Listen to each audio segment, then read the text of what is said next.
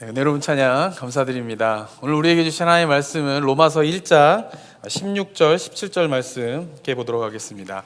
로마서 1장 16, 17절입니다. 한번 한 목소리로 16, 17절을 함께 읽도록 하겠습니다. 16절부터 시작. 내가 복음을 부끄러워하지 아니하노니 이 복음은 모든 믿는 자에게 구원을 주시는 하나님의 능력이 됨이라. 먼저는 유대인에게요 그리고 헬라인에게로다. 복음에는 하나님의 의가 나타나서 믿음으로 믿음에 이르게 하나니 기록된 바 오직 의인은 믿음으로 말미암아 살리라 함과 같으니라. 아멘. 이 로마서 16, 17절은요 로마서 전체의 중심 구절이라고 볼 수가 있습니다. 이 구절, 짧은 두 구절이지만 여기서는 로마서에서 이야기하고자 하는 중요한 단어들이 굉장히 많이 나오게 됩니다. 복음, 살리라, 하나님의 능력, 믿음, 하나님의 의, 그리고 의인, 그리고 구원, 이런 단어들이 나오게 되는데요, 우리가 성도님들이 이 단어 하나하나가 어떠한 의미가 있는지에 대해서 우리가 깊게 묵상을 해야 됩니다. 이게 교회에서 많이 들었던 단어이기 때문에 빠지는 착각이 뭐냐면요, 저 내용들을 잘 알고 있다라고 생각을 해요. 하나님의 의, 내가 잘 알고 있다고 생각을 해요. 복음, 잘 알고 있다라고 생각을 해요. 그런데 따지고 이야기를 해보면은 그 부분에 대한 우리의 지식은 굉장히 얕은 것을 많이 보게 됩니다. 그렇기 때문에 로마서를 같이 묵상하게 되면서 이 단어들 하나하나 갖고 있는 의미가 어떤 것이 있는가를 계속적으로 묵상해가는 우리 성도님들이 되었으면 좋겠습니다. 특별히 오늘 이제 설교할 때에 몇 가지 중요한 주제들에 대해서 제가 오늘 다루게 될 텐데요, 다른 날보다 오늘은 더 집중해서 좀 설교를 들으셔야 됩니다. 내용을. 그리고 오늘 들려드리고 듣게 되는 내용에 대해서 돌아가셔가지고 많이 묵상하시면서 그것이 갖고 있는 정말 그 의미가 무엇인가를 깊이 깨달을 수 있도록 많이 묵상하며 한 주간의 삶을 좀 지내시는 우리 성도님들이 되셨으면 좋겠습니다. 바울은요, 중요한 복음에 대한 이야기를 할 때 16, 17절을 시작하면서 어떻게 시작하고 있냐면은 내가 복음을 부끄러워하지 아니한다 라고 하는 선언으로부터 복음의 설명을 시작하고 있습니다. 지금 시대에는요, 이 선언이 그렇게 크게 와닿지 않습니다. 왜냐하면은 사회적으로 볼 때에 복음은요, 부끄러운 것이 아니기 때문에 그런 것이죠. 그죠? 기독교는 이미 굉장히 대중적인 종교가 되어 있고요. 그리고 역사 속에서 기독교가 미친, 교회가 미친 그 영향력을 볼 때에 복음은 사회적으로는 이 시대 가운데에서 결코 부끄러운 것이 되고 있지 않습니다. 자, 그러나 사회적으로 부끄러운 내용이 아님에도 불구하고 많은 그리스도인들의 삶 가운데에는 심정적으로 복음을 부끄러워하며 살아가는 일이 요즘에도 있는 것 같습니다. 저도 예전에 복음을 부끄러워한 적이 좀 있었는데요, 그게 뭐냐면 교회 생활을 열심히 했습니다. 제가 몇 번 들려드렸지만 저는 어렸을 때부터 굉장히 교회 생활을 열심히 했어요. 그런데 교회 생활을 열심히 하면서도 친구들하고, 믿지 않는 친구들하고 밥 먹고 그럴 때는 식사 기도하는 게 왜 이렇게 어색한지, 그래서 다른 친구들은 막 기도 안 하는 친구들하고 모일 때는 기도하는 것도 생략하고 기도하면 막 얼굴이 부끄러워지고 그랬던 적이 있고요. 신앙생활을 열심히 하지만 주변 친구들한테는 교회 다닌다라고 하는 말을 잘 안 했던 때도 있었습니다. 그냥 내가 교회 다니고 내가 그리스도인이고 크리스찬인 거를 주변에 있는 친구들은 몰랐으면 하며 그런 마음을 가졌던 적도 있었습니다. 근데 제가 그런 마음을 가졌고 그런 모습이었던 것은요, 저만의 모습이 아니라 이 시대 가운데 많은 그리스도인들의 또한 모습인 것 같습니다. 왜 그럴까요? 사회적으로는 부끄러운 내용이 아님에도 불구하고 많은 성도님들은 여전히 심정적으로 그리스도인이라고 하는 것, 복음에 대한 것을 부끄러워하는 경우가 종종 있다라고 하는 것입니다. 이유는 복음의 내용이 무엇인지를 정확하게 모르기 때문에 그렇죠. 복음의 내용이 무엇인지, 그 복음의 것들이 어떠한 것인가를 정확하게 알게 되면은 결코 심정적으로 부끄러워질 수가 없는 것입니다. 사회적으로는 부끄럽지 않지만 심정적으로 부끄러워하는 사람들을 향하여서 오늘 본문에서 바울은 이렇게 이야기를 합니다. 내가 복음을 부끄러워하지 아니한다. 바울이 로마서를 쓸 당시에는요, 심정적으로 부끄러울 뿐만 아니라 사회적으로도 부끄러운 내용이었습니다. 복음은요, 어떤 내용입니까? 예수 그리스도가 하나님이신데 그분이 이 땅에 오셔서 십자가에 못 박혀 죽으셔서 3일 만에 부활하시고 그리고 다시 오실 것이다, 그분이 메시아이다 라고 하는 것이 복음의 내용입니다. 그런데 이 내용을 보면요, 이 내용은 히브리인들에게 이 내용을 들으면요, 히브리인들은 이 내용을 볼 때 부끄러운 마음을 갖게 됩니다.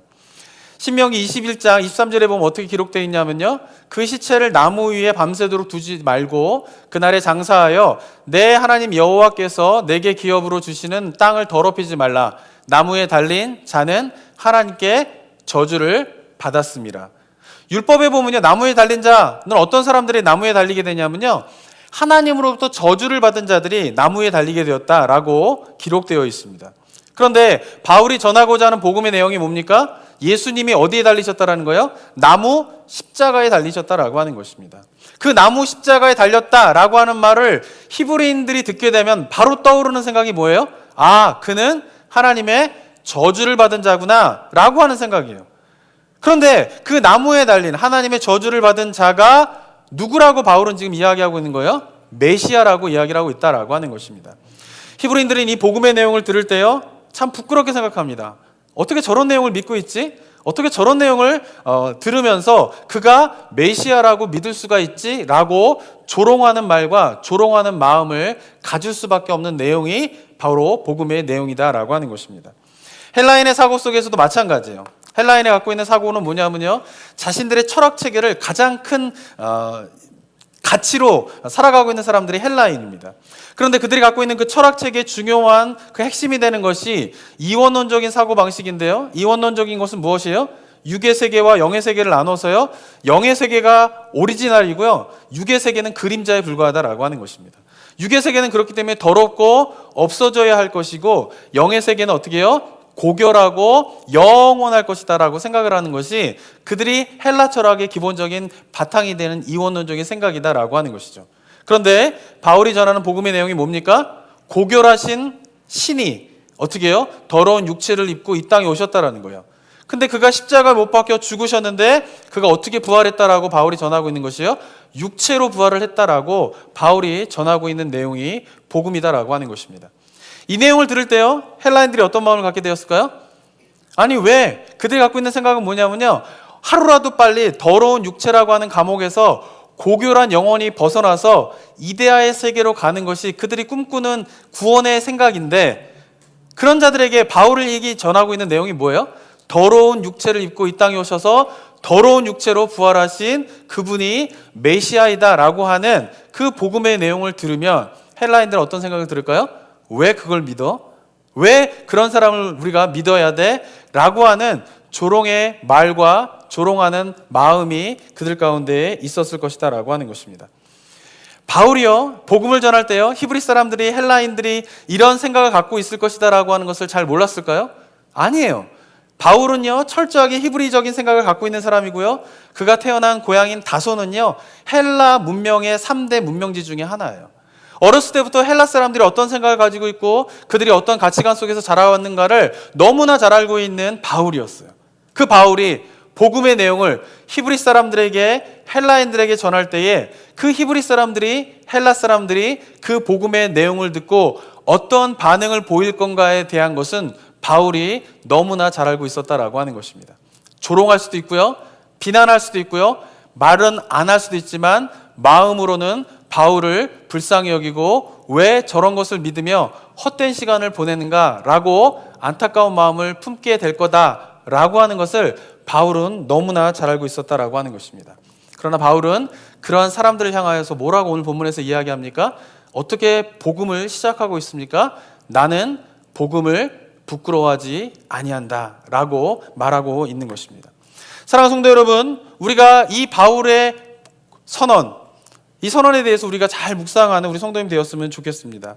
바울은요, 사람들이 어떤 생각을 갖고 있는지 너무나 잘 알고 있었지만 그들을 향하여서 그들이 어떤 생각을 갖고 있는지 상관없이 복음의 시작을 어떻게 하고 있습니까? 나는 복음을 부끄러워하지 아니한다라고 이야기하고 있는 것입니다. 이유가 무엇 때문일까요? 복음에는 뭐가 드러났기 때문에 그래요? 하나님의 능력이 되기 때문에 그렇다라고 하는 것입니다. 우리 본문에는 조금 빠져있지만 원문에 보면요, 내가 복음을 부끄러워하지 않으니 이 복음은 모든 믿는 자에게 구원을 주신 하나님의 능력이 됨이라 라고 하는 중간에 왜냐하면이라고 하는 말이 들어가 있어요. 원문에 보면 내가 복음을 부끄러워하지 아니한다. 이유는 무엇 때문이에요? 그 복음은 하나님의 능력이 되기 때문에 그렇다라고 하는 것입니다. 사랑하는 성도 여러분, 바울이 깨달은 복음 속에 있는 하나님의 능력이 무엇일까요? 그것은 바로 인간의 삶에 궁극적으로 갖고 있는 그 삶의 문제를 해결할 수 있는 능력이다라고 하는 것이에요. 인류의 역사를 보면요, 인간이 갖고 있는 삶의 문제들을 해결하기 위한 몸부림이라고 볼 수 있습니다. 어떻게 해서든지 사람들은요, 지혜를 모으고 능력을 모아가지고 인간의 삶 가운데 있는 이 삶의 문제들을 해결하려고 노력하고 있는 것이 인류의 역사예요. 그런 가운데 사람들이 많이 기대했던 것이 있었습니다. 이거면 우리가 삶의 문제를 해결할 수 있어, 인간의 궁극적인 문제를 해결할 수 있어 라고 붙잡고 의지했던 첫 번째는 뭐였냐면 철학이에요. 철학이 발달되고요, 사람들이 생각이 발달되고 사고가 발달되면요, 사람들의 삶이 달라질 거라고 믿었어요. 그런데 1900년대 초가 이르면서 철학이 몰락하게 됩니다. 그런 철학으로 말미암아 인간의 삶의 문제가 해결될 수 없다라고 하는 근대주의가 등장하기 시작을 해요. 그리고 난 다음에 근대주의가 등장하게 되면서 그 철학의 기대를 가졌던 그 기대감이 어디로 옮겨지게 되면요, 과학과 기술로 옮겨지게 됩니다. 과학과 기술이 있으면 인간의 궁극적인 삶의 문제가 해결될 것이다 라고 하는 기대감으로 지금까지 이어져 오고 있어요. 요즘에는 또 인공지능 이런 것들이 개발되어지면서 사람들이 점점 앞으로 향후 몇 년 동안에 그 과학과 기술의 발달로 말미암아 인간의 궁극적인 삶의 문제가 해결될 수 있을 것이다 라고 하는 기대감이 최고치에 이른 시대가 바로 우리가 살고 있는 시대입니다. 그러나 기억해야 할 것은 무엇이냐면, 오랜 시간 동안 그 철학에 의지해서 삶의 문제를 해결하려고 했던 그 인류의 노력이 어느 순간 한순간에 무너졌던 것처럼 과학과 기술을 의지하여서 삶의 문제를 해결하려고 하는 이 인간들의 기대는 언젠가는 무너지게 될 것이다 라고 하는 것입니다. 제가 이야기를 드린 이유가 뭐냐면요, 바울의 시대도 똑같았어요. 바울의 시대 가운데에도 사람들은요, 삶의 문제를 해결하기 위해서 얼마나 많은 노력을 했는지 몰라요. 그래서 유대인들은 매달렸던 것이 있었어요. 그것이 뭐냐면 율법이에요. 율법을 잘 이해하고 율법을 잘 지키면 그들의 삶의 문제가 해결될 수 있을 것이다 라고 믿었어요. 헬라인들은요, 어떻게 해요? 철학을 발달시키기 시작했어요. 철학이 발달되어지고 사람들이 사고가 깊어지게 되면요, 진리를 알게 되면요, 사람들의 삶의 문제가 해결될 수 있을 것이다 라고 생각을 했다라고 하는 것입니다. 바울은 그런 것을 너무나 잘 알고 있었고, 바울은 그렇게 유대인들과 헬라 사람들이 율법과 철학에 매달려서 그들의 삶의 문제를 해결하려고 했던 그 삶의 방식을 그대로 쫓아서 살았던 사람이었어요. 어렸을 때부터 히브리인 중에 히브리인으로 태어나서 율법을 철저히 지키면서 그 율법을 통하여서 삶의 문제를 해결하려고 노력했고요. 그가 헬라 문화 속에서 성장하게 되면서 그 헬라 철학을 습득하면서 그 헬라 철학을 통하여서 그의 삶의 문제를 해결하려고 어렸을 때부터 노력해왔던 사람이 바울이었던 것입니다. 그런데 바울이 헬라 철학에 매달리면 매달릴수록, 율법에 매달리면 매달릴수록 느꼈던 것은 무엇일까요? 율법과 헬라 철학으로 삶의 문제를 해결할 수가 없다라고 하는 것이에요. 그러던 가운데 바울이 만나게 되고 깨닫게 된 것이 무엇이에요? 복음인 것이에요. 그리고 그가 고백하고 있는 것은 무엇이냐면, 복음은 무엇이라는 것이에요? 모든 믿는 자에게 구원을 주시는 하나님의 능력이 된다라고 하는 것입니다. 사랑하는 성도 여러분, 우리 삶 가운데 삶의 문제가 해결되기 위해서는요, 두 가지의 인간이 갖고 있는 한계성을 극복해야 합니다. 제가 작년에 한번 설교 때도 말씀드렸지만요, 인간이 갖고 있는 삶의 궁극적인 문제는 죄의 문제예요. 근데 그 죄의 문제를 해결하기 위해서는 두 가지 중요한 한계성을 극복해야 합니다. 첫 번째는 뭐냐면 무지의 한계성이에요.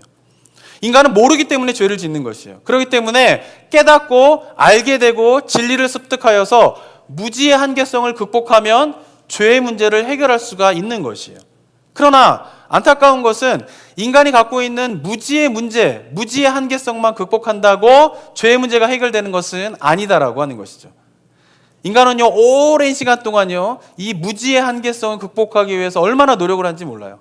근데 그 무지에서 벗어나서 진리를 좀 알게 되고 무엇인가 선을 깨닫게 되면은 일어나는 또 다른 한계성이 있는 것이죠. 무엇이에요? 진리를 모를 때에는 모르기 때문에 죄를 짓는데, 지식을 알고 선을 알게 되면요, 알게 되고 깨닫게 된 그 지식과 선을 행할 능력이 없다라는 거 하는 것이에요. 두 번째 한계성이 뭡니까? 무능의 한계성이 있다라고 하는 것이에요. 그러니까 인간의 삶의 문제가 해결되기 위해서는 이 무지의 한계성과 이 무능의 한계성이 해결되어야 되는데, 그동안 인간이 노력했던 것은 무엇이에요? 헬라 철학과 율법을 통하여서 해결하려고 했던 것은 무엇이에요? 무지의 한계성은 어느 정도 극복하려고 노력한 것에 대한 성과를 거뒀던 것이죠. 그런데 그렇게 진리를 알고 율법을 알고 철학에 대한 깊은 깨달음들이 있어서 무지의 한계성을 어느 정도 극복했던 사람들이 느끼게 되는 또 다른 한계성은 무엇이에요? 깨닫게 된 진리를, 깨닫게 된 지식을 행할 만한 능력이 우리 안에는 없다라고 하는 무능의 한계성에 도달하게 된다라고 하는 것입니다. 그래서 어떻게 해요? 알게 된 것을 지키지 못하는 것이에요. 깨닫게 된 것을 행하지 못하게 되면서 여전히 삶의 문제가 풀리지 않는 가운데 살아가고 있는 것이 인간의 모습인 것입니다. 그런데 바울이 그러한 삶을 살다가 복음을 통하여서 깨닫게 된 놀라운 깨달음이 무엇입니까? 복음은 뭐예요? 하나님의 능력이라는 것이에요. 무지의 한계성을 극복할 뿐만 아니라 무능의 한계성을 극복할 수 있는 뭐라는 것이에요? 하나님의 능력이 된다라고 하는 사실을 깨달으면서 그가 사람들이 복음에 대한 내용을 들을 때에 어떠한 생각과 어떠한 마음을 가질 것인가를 너무나 잘 알고 있었지만 그들의 생각들과 가치관과 상관없이 그들을 향하여서 바울이 자신 있게 선포하고 있는 것은 무엇입니까? 나는 복음을 부끄러워하지 않는다라고 하는 것입니다. 사랑하는 성도 여러분, 복음은 무엇입니까? 능력이에요. 복음은 무엇이 아니에요? 지식이 아닌 것이에요. 그럼 만약 우리 삶 가운데에 이 복음이 능력이다라고 이야기하고 있는 바울의 이 메시지를 삶 가운데 잘 느끼고 있지 못한 경우가 참 많이 있습니다. 마치 헬라 사람들이요, 헬라 철학에 깊이 빠져서 그 헬라 철학의 지식을 가졌지만 그 헬라 철학의 지식이 그들의 삶을 변화시키지 못했던 것처럼 많은 그리스도인들이 복음의 내용은 알고 있어요. 복음의 내용이 무엇인가에 대한 것을 알고 있어요. 그런데 그것이 우리의 삶을 변화시키고 있지 못하다라고 하면 그 이유는 무엇 때문일까요? 그것은 복음이 바울이 이야기하는 능력이 아니라 지식이기 때문에 그런 것입니다. 지식은요, 사람을 변화시키지 못합니다. 무엇이 사람을 변화시킵니까? 하나님의 능력이 사람을 변화시킬 수 있는 것입니다. 바울이 깨달았던 복음은 바로 하나님의 지식이 아니라 하나님의 능력인 것입니다. 동일하게 우리 삶 가운데에도요, 복음이 무엇이어야 합니까? 복음은 우리 가운데에 지식으로 남아있어서는 안 돼요. 복음은 무엇이 되어야 됩니까? 우리 삶 가운데 능력이 되어야 됩니다. 우리 삶 가운데 우리 삶을 변화시키는 그 능력이 될 때에 복음의 가치를 진정 깨달을 수가 있다라고 하는 것이죠. 그런데 우리가 살고 있는 삶의 모습이 어떻습니까?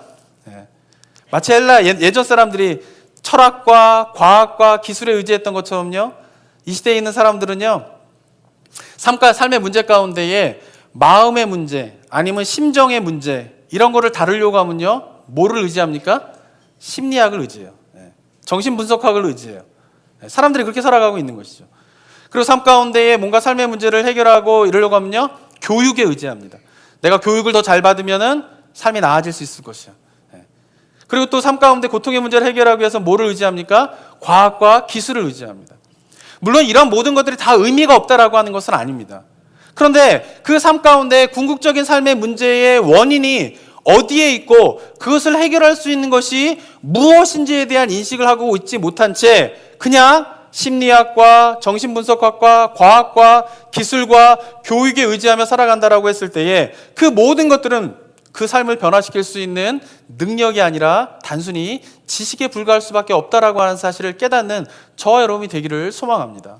그런데 많은 그리스도인들이 어떻게 살아가고 있습니까? 세상 사람들이 정신분석학과 심리학과 과학과 기술과 교육에 의지하는 것처럼 하나님의 복음에 대한 지식을 깨달은 우리들도 여전히 복음을 의지하며 살아가고 있는 것이 아니라 삶의 문제에 직면하게 되었을 때에 삶의 어떠한 것을 해결하고자 하는 소망이 생겼을 때에 그 복음을 바라보면서 살아가기보다는 여전히 심리학과 정신분석학과 교육과 과학과 기술을 의지하며 살아간다라고 하면 복음은 언제나 지식에 불과하지 하나님의 능력이 될 수가 없다라고 하는 사실을 깨닫는 저와 여러분이 되기를 소망합니다. 사랑하는 성도 여러분, 바울이 이야기하고 있는 왜 복음을 그가 부끄러워하지 않는가에 대한 그 중요한 이유는 복음은 하나님의 능력이 된다라고 하는 이 바울의 깨달음들이 저와 여러분의 삶들 가운데도 깨닫게 되는 복음의 능력이 되기를 소망합니다. 이것이 돼야지 우리 삶 가운데 어떤 것이 되는 거예요? 복음의 진정한 의미가 무엇인가를 알게 되는 일이 있게 된다라고 하는 것입니다. 여기까지는 동의가 잘 되십니까? 네. 자, 그런데 머리로는 그래, 하나님의 복음은 능력이 되지. 제가 이야기한 것처럼 바울이 깨달았던 것은 무지의 한계성뿐만 아니라 무능의 한계성을 이겨낼 만한 그 능력이 바로 복음이지 라고 하는 것이 머리로는 동의가 되는데, 근데 실제 우리의 삶을 보면 어떻습니까? 예수님을 믿어도 바울은 무지의 한계성과 무능의 한계성을 다 극복할 수 있습니다, 삶의 궁극적인 문제를 해결할 수 있습니다 라고 이야기를 하고 있지만, 실제 우리의 삶은 어떻습니까? 여전히 그리스도인이 되어도 깨닫게 된 바를 행할 수 없는 뭐가 있어요? 무능함이 있는 거예요. 그죠? 좌절을 겪는 거예요.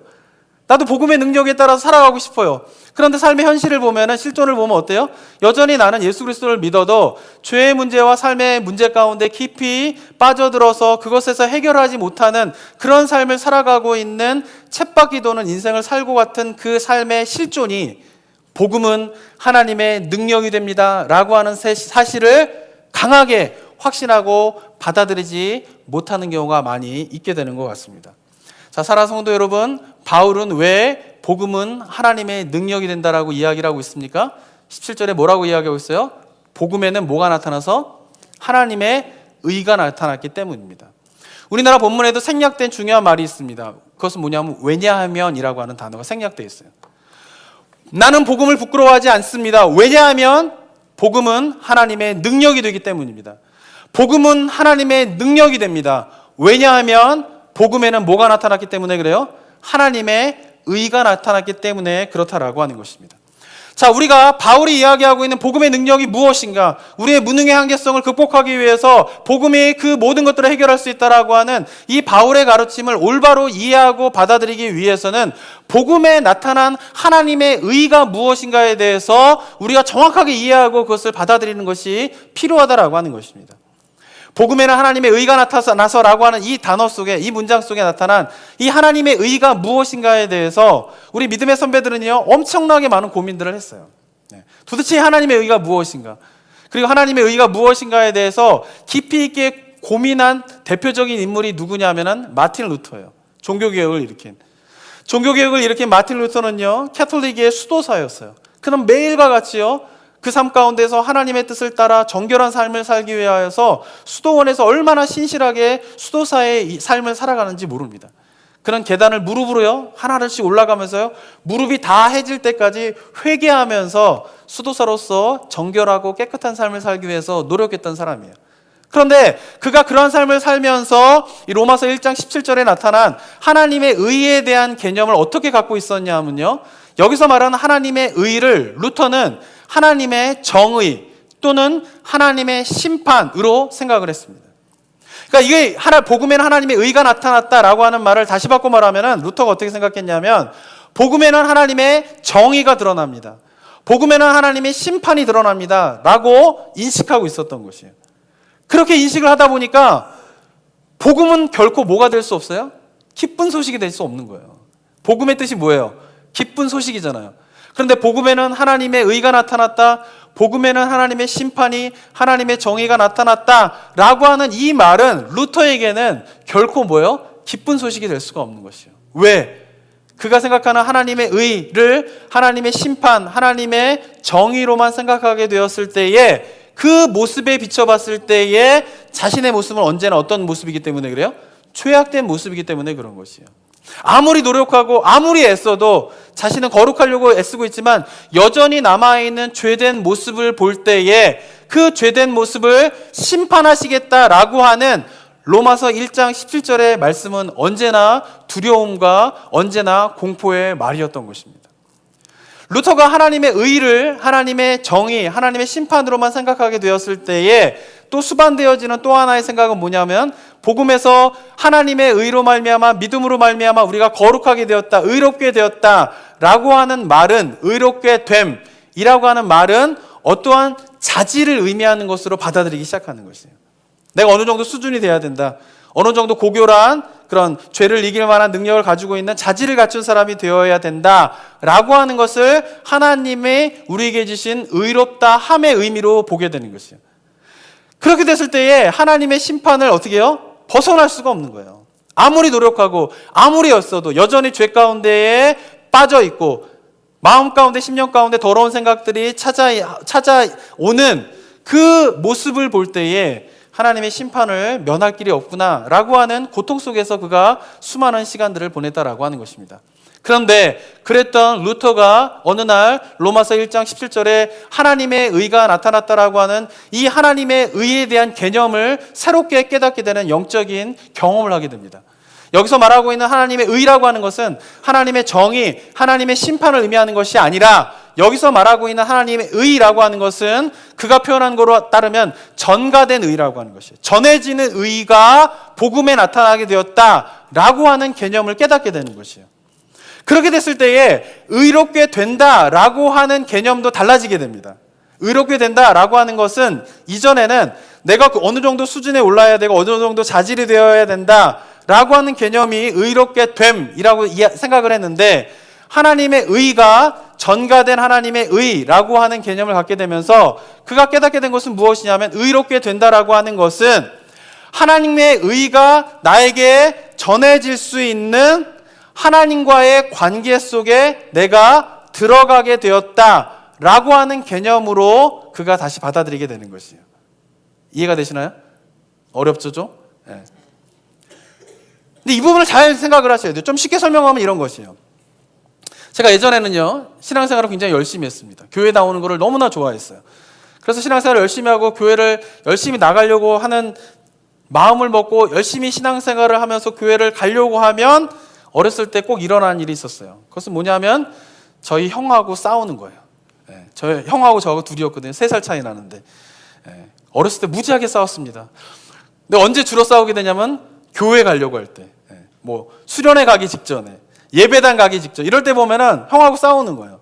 그러니까 싸우고 나면은 마음 가운데 어떤 생각이 드냐면은 에이씨, 내가 지금 뭐 형하고 이렇게 싸우고 막 서로 욕하고 치고받고 막 이랬는데 이런 걸로 예배당 가면 무슨 소용이 있냐. 그리고 저희 형도 가끔 가다 그런 얘기했어요. 야, 네가 가서 예배하면 하나님이 기도나 퍽 잘 들어주시겠다. 이런 이야기도 가끔 했어요. 사람들도 그런 얘기가, 뭐 친구들하고 싸우고 막 친구들하고 이제 안 좋은 일이 생기면은 제가 교회를 다닌다라고 하는 거를 친구들이 알고 있으면 친구들이 항상 하는 말이 있었어요. 야, 너 같은 놈이 무슨 교회를 다니냐? 너 같은 놈이 무슨 고등부 회장이냐? 뭐 너 같은 놈이 무슨 예배 드린다고 찬양팀 한다라고 하냐? 이런 말을 들었어요. 그러면 그런 말을 딱 들으면은 마음 가운데 어떤 생각이 들까요? 그래, 나 같은 놈이 무슨 예배를 드린 게 무슨 의미가 있냐. 나 같은 놈이 지금 싸우고 난 다음에 예배당 가가지고 기도하면 뭐 하나님이 기도 들어주셔? 라고 하는 생각이 막 저를 지배하는 것이에요. 정죄감과 송사가요, 마음 가운데 막 무너지게 되는 것이에요. 그러면서 마음 가운데 뭐예요? 그래, 예배 드려도 소용도 없고 기도해봤자도 소용없고 밤날 기도하면 뭐냐? 또 싸우는 거를. 밤낮 예배 드리면 뭐하냐? 사람들하고 또 마음 가운데 나쁜 생각을 갖는 것을. 에이, 때려쳐! 이런 마음들이 제 마음 가운데 찾아왔다라고 하는 것입니다. 성도님들도 이런 경험 있으세요? 이런 생각들을 왜 갖고 되는지 아세요? 의롭게 된다라고 하는 개념이 잘못되어 있기 때문에 그래요. 이런 생각들을 많은 성도님들이 갖고 있는데, 그래서 교회를 보면요, 제가 한국에 있을 때 신혼부부들을 대상으로 하는 사역을 많이 했는데요, 연애할 때 굉장히 뜨겁게 이제 연애를 해가지고 결혼을 해가지고요, 신혼부부가 되면요, 한두 달 지나면요, 가끔 가다 교회를 안 나오기 시작해요. 왜 안 나오는가 보면은 오다 싸우거나 주일 아침에 싸우거나 토요일 밤에 싸우면은 그 다음날 에이, 때려쳐, 무슨 교회는 교회야, 이러면서 안 나오는 일들이 신혼부부들 가운데 종종 일어났어요. 그러니까 교회에 이런 일들이 많이 일어나고 있다라고 하는 것이에요. 근데 이게 왜 일어나냐 하면은 의롭게 된다라고 하는 개념이 잘못되어 있기 때문에 그렇다라고 하는 것이에요. 의롭게 된다라고 하는 것에 대한 의미를 뭐예요? 내가 어느 정도 수준이 돼야 된다라고 하는 것이죠. 어느 정도 자질이 되어야 된다라고 하는 것이죠. 내가 예수님을 믿었으면은 어느 정도의 영적인 수준과 죄와의 그런 것 속에 정결한 수준이 돼야지만이 내가 예배를 드릴 자격이 있고 기도할 자격이 있고 그런 기도를 하나님께서 들어주시고 그런 예배를 하나님께서 들어주신다라고 하는 생각을 갖고 있다라고 하는 것이죠. 그리고 마음 가운데에 하나님의 의에 대한 개념을 하나님의 정의, 하나님의 심판으로 많이 생각하게 될 때에 내가 그런 모습을 가지고 하나님 앞에 나아갈 때에 하나님의 그것에 대해서 심판하시고 하나님의 그것에 대해서 판단하시고 하나님의 정의로 말미암아 나는 벌을 받을 거야 라고 하는 생각이 신앙생활하고 있는 그리스도인의 생각 가운데도 많이 있다라고 하는 것이에요. 교회 다니는데 하나님 앞에 벌 받을까 봐 두려워서 교회를 다니고 계신 분들이 의외로 많다니까요. 뭐 하나 잘못하면은 아이고 하나님의 벌 받아야지. 물론 그러면서 이제 정결하게 살아가는 거는 꼭 나쁘지만은 않습니다. 그런데 문제는 뭐냐면은 하나님의 의롭게 된다라고 하는 개념이 잘못된 가운데 그렇게 신앙생활을 계속하다 보면 마치 루터가 하나님의 의와 의로움에 대한 잘못된 개념 속에서 수많은 세월을 그가 열심히 신앙생활하고 수도사로서의 삶을 살았지만 그 복음이 결코 기쁜 소식이 아니고 하나님을 믿는 것이 결코 기쁜 일이 아니고 평안한 일이 아닌 채에 살아갔던 그 모습이 이 시대를 살아가고 있는 많은 그리스도인들의 모습이 된다라고 하는 것입니다. 사랑하는 성도 여러분, 복음이 무엇입니까? 하나님의 의가 나타났다라고 하는 것이에요. 그 하나님의 의가 나타났다라고 하는 것은 우리가 하나님과의 관계 속에 있게 되면 하나님의 의가 우리에게 어떻게 되는 거예요? 전해지게 되는 것이요. 전가가 되어지는 것이요. 그리고 그 전가된 의를 의지하여서 우리가 삶을 살아가게 될 때에 우리의 삶 가운데에 죄의 문제인 무능의 한계성이 극복될 수 있다라고 하는 것이에요. 제가 이 사실을 올바로 깨닫고 난 다음엔요, 누가 저보고 야, 너 같은 놈이 무슨, 요즘에는 그런 얘기 들으면 안 되겠지만 목사냐? 만약에 그런 얘기를 들었다. 야, 너 같은 놈이 무슨 교회에 뭐 찬양대 인도하는 찬양 리더냐? 예전에 그런 말을 듣는단 말이에요. 또 그럼 들으면 예전 같으면 그래, 나 같은 놈이 무슨 찬양 리더냐? 지금도 에휴, 나 같은 놈이 무슨 목사냐? 이렇게 생각을 하지 않아요. 이제는. 옛날에 그렇게 했는데 이제는 어떻게 할까요? 그래, 나 같은 놈은 참 십자가가 아니면 대책이 없구나, 이렇게 생각하기 시작했어요. 무슨 말이냐면은 예수님을 믿었다고 갑자기 달라지는 게 아니에요. 갑자기 어떤 이렇게 그 자질이 달라지는 게 아니라는 것이에요. 여전히 뭐예요? 예수님을 믿기 전이나 믿은 후나 여전히 제 모습은 어때요? 죄악 덩어리예요. 그런데 그리스도의 은혜, 복음의 은혜, 하나님의 의롭다함의 의미, 그것을 깨닫게 되면서 느끼게 되는 것은 뭐냐면요, 그래, 나 같은 놈은 정말 대책이 없구나, 하나님이 아니면. 나 같은 놈은 정말 이 죄의 문제에서 내가 승리할 수 없구나, 십자가의 은혜가 아니면은, 십자가의 보혈이 아니면은 나 같은 사람은 대책이 없구나. 목사라면서도 그래요. 저 같은 경우에 마음 가운데 드는 생각이 있어요. 나 같은 사람이 담임 목사를 해도 될까? 이런 생각을 많이 해요. 네. 이런 사람이 설교를 해도 될까? 이런 생각을 많이 하게 찾아와요. 막 그런 생각들이 막 찾아와요. 근데 그럴 때마다 예전 같았으면 그래, 나 같은 놈이 무슨 설교냐, 나 같은 놈이 무슨 담임 목사냐, 이런 생각을 빠졌을 거라고요. 그런데 하나님의 의가 무엇인지, 의롭다함이 무엇인지를 깨닫게 되는, 느끼게 되는 것은 뭐냐면, 그래, 나 같은 놈은 십자가의 은혜가 아니면 담임 목사 못해. 나 같은 놈은 하나님의 보혈의 능력이 아니면은 설교할 수 없어. 그런 마음을 갖게 되는 거예요. 그런 마음을 갖게 되면 가능하면 그런 마음의 송사가 찾아오고 정죄감이 찾아올 때마다 어떻게 할까요? 예전 같았으면 에휴, 나 같은 놈이 무슨 목사냐, 나 같은 놈이 무슨 뭐냐 하면서 예배의 자리로 안 간다고요. 기도의 자리로 안 간다고요. 나 같은 놈이 기도해서 무슨 소용이 있어, 예배 드리면 무슨 소용이 있어 하면서 거기서 멀어지게 됐단 말이에요. 뭐가 잘못됐기 때문에? 하나님의 의와 의롭다함의 개념이 잘못됐기 때문에 그렇다라고 하는 것이에요. 그런데 하나님의 의와 의롭다함의 의미가 무엇인지를 알게 되면서 나 같은 놈이 십자가의 은혜가 아니면 안 돼 라고 하는 생각을 깨닫게 되면서 더 어디로 가게 될까요? 십자가 아래로 가게 되는 거예요. 기도의 자리로 가는 거예요. 예배의 자리로 가는 거예요. 왜? 그 예배가 아니면, 그 기도가 아니면 나는 죄와의 싸움에서 승리할 수 없구나, 나는 정말 이 사역을 감당할 수 없구나, 정말 나는 그것이 아니면, 하나님의 은혜가 아니면 대책이 없는 사람이구나 라고 하는 것을 깨닫기 때문에 그렇습니다. 철저하게 기준이 어디로 달라지고 있어요? 개념이 잘못되면요, 모든 기준이 거룩함의 기준과 의로움의 기준과 의의 기준이 내 안에다 두게 돼요. 그런데 성경에서 이야기하는, 복음에서 이야기하는 참된 의롭다는 개념을 받게 되면 그 모든 기준이 다 어디로 가게 됩니까? 십자가로 가게 되는 것이에요. 하나님의 은혜로 가게 되는 것이에요. 다시 바꿔 말하면은 복음에는 하나님의 의가 나타났다라고 하는 말은 뭐냐면요, 하나님의 의를 우리가 어떻게 해요? 전해받을 수 있다라는 것이에요. 어떻게? 십자가의 보혈의 능력으로 말미암아 우리가 죄 씻음을 받으면서 하나님과 만날 자격을 얻게 되었고, 그 하나님과의 만남 가운데 거하게 되면 하나님의 의가 나에게 전해지게 되면서 내가 어떻게 되는 거예요?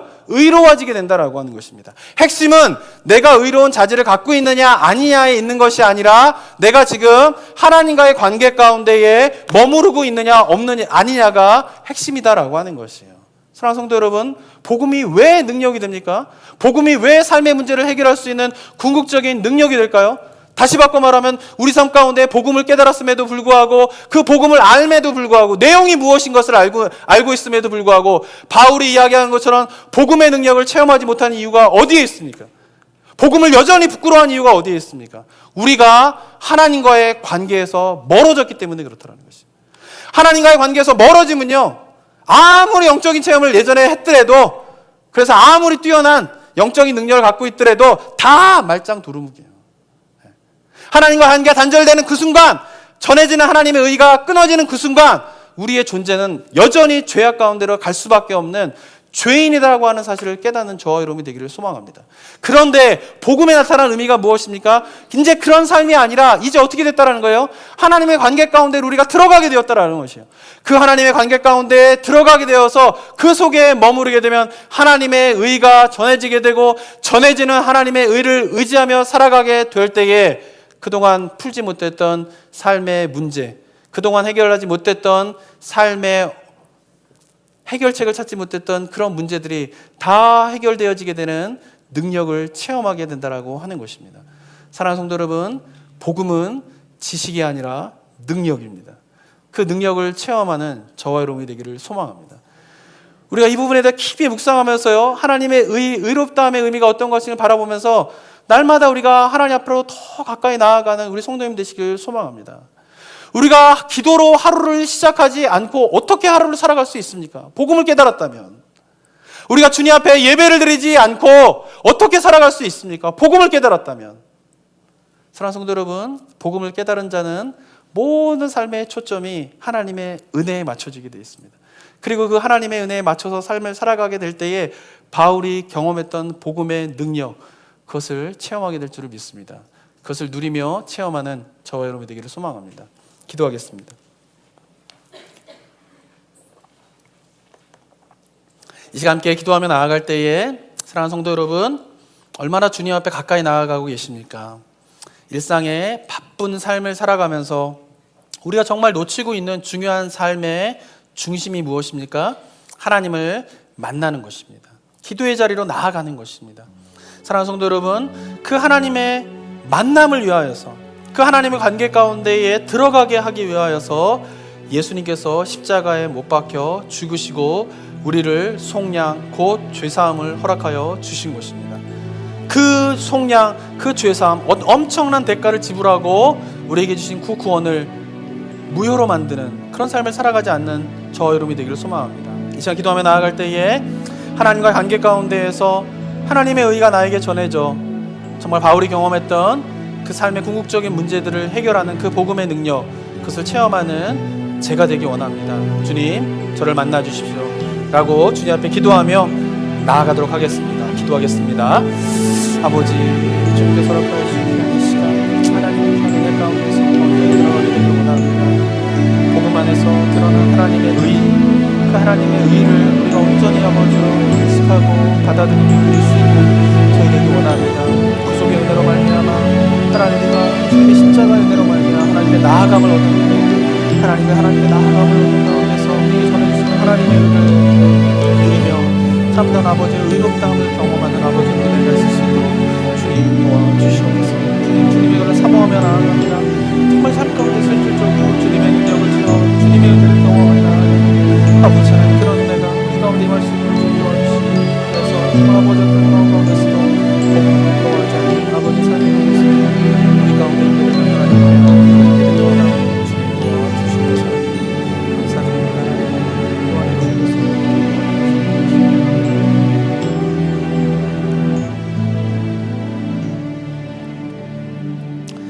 사랑과 은혜가 충만하신 하나님 아버지, 복음에는 하나님의 의가 나타나서 모든 믿는 자에게 구원을 주시는 하나님의 능력이 된다라고 하는 이 바울의 선언을 우리 성도님들의 삶 가운데에서 평생을 다하여서 더 깊이 체험하는 은혜가 있을 수 있도록 인도하여 주시옵소서.